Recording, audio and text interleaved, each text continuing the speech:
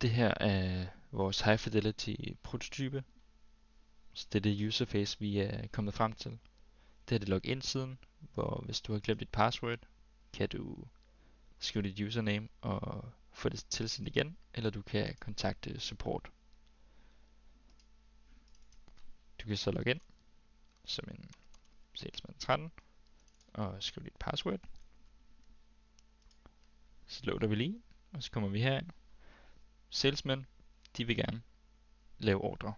Der kræver det, at vi har nogle shop-detaljer. Nu taster vi bare lige shop 1, 2, 3 her.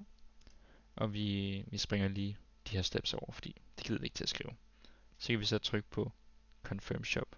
Og så kommer vi videre til itemlisten, hvor vi kan tilføje items.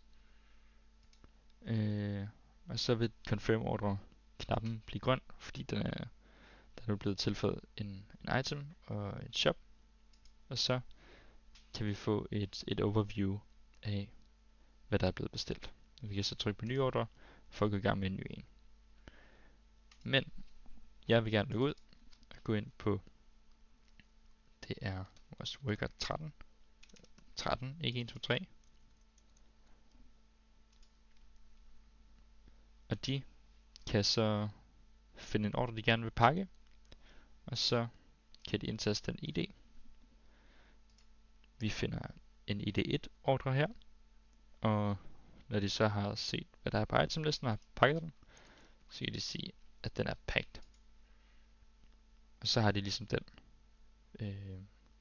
pakket, og kan gå videre til en ny ordre, de gerne vil i gang med.